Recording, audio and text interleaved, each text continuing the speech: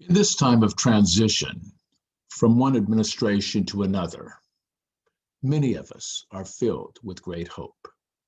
We can breathe again as we visualize a return to the Paris Accords, a functional environmental protection agency, a creative response to systemic racism, an administration committed to science, a commitment to economic justice for all Americans, hope for the dreamers, and a return to U.S. moral leadership.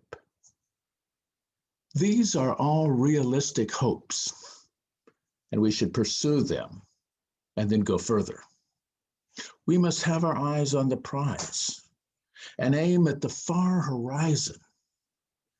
To do less would be a betrayal of our moral and spiritual arc of history and God's aim at beauty and justice, shalom for persons in the planet. We must fight hard for a more perfect union of liberty and justice for all. Yet we must blend our ideals with concrete political realities. We may have a divided government come January. The impact of Trumpism will remain, and sadly, some people will continue to trade truth for lies in the political arena. Achieving all of our goals in Congress may be challenging. Philosopher Alfred North Whitehead speaks of God's ideal as being the best for that impasse. The best, Whitehead says, may not always be good. It may even seem bad in comparison to the ideal. Dealing with the politics of imperfection is always challenging. We can't wait, and yet we must compromise to take the first steps toward national healing and wholeness. We need to aim at the far horizon, but certain leaders will choose to stand in the way, and we must both work with them and around them to embody the moral arc of history in our time. Whitehead believes that the forces of evolution that created the galaxies and brought forth humankind are at work in human life and politics.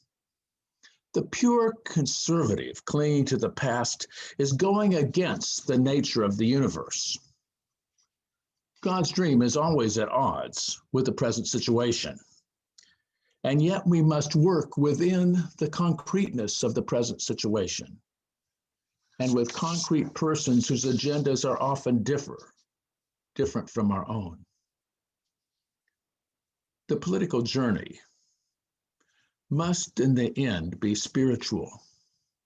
We must look toward the far horizon, develop patience and personal political resilience, and do what we can to achieve the best for that impasse in public policy while remaining attuned to new, creative, challenging possibilities. God constantly presents us with new possibilities.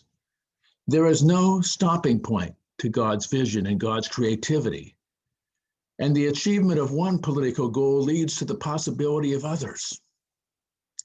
Though we may work for and hope for radical change, and we must do so, we must also be willing to live with the incremental when it is necessary. Let us look toward the far horizon, deal with the complexities of the current moment, and always move forward with prophetic discontent at the way things are.